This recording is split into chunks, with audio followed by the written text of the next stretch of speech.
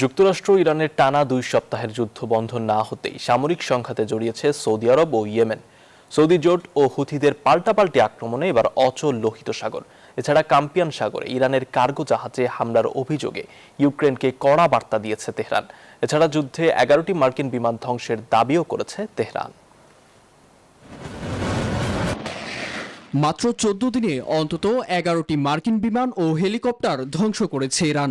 মধ্যপ্রাচ্যে মার্কিন ঘাঁটিতে হামলায় ব্যয়বহুল সরঞ্জামগুলো ধ্বংস হয় বলে দাবি ইরানের ইসলামী রেভলিউশনারি গার্ড কর্পস আইআরজিসির।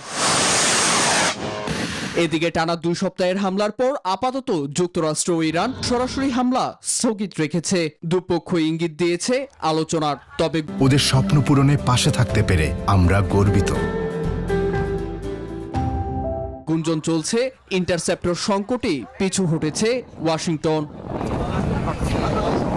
এরই মধ্যে বিস্তৃত হচ্ছে আঞ্চলিক সংঘাত। কাস্পিয়ান সাগরে ইরানের কার্গো জাহাজে হামলার অভিযোগে ইরানের রাষ্ট্রদূতকে তলব করেছে তেহরান, যা প্রত্যাখ্যান করেছে ইউক্রেনের প্রেসিডেন্ট ভলোদিমির জেলেনস্কি। Північною Кореєю Росія хоче отримати ще 30 тисяч військових з Північної Кореї. এদিকে সৌদির হামলার জবাবে হুথিরা লোহিত সাগর উপকূলের ইয়ানবু ও জিজানের আরামকো তেল স্থাপনায় ক্ষেপণাস্ত্র হামলা চালিয়েছে। এই উত্তেজনায় এখন অচল লোহিত সাগর। অন্যদিকে সংঘাত বন্ধে ওমানে সৌদি আরব, জাতিসংঘ, হুথি প্রতিনিধিদের মধ্যে সম্ভাব্য নতুন দফা বৈঠকের প্রস্তুতি চলছে।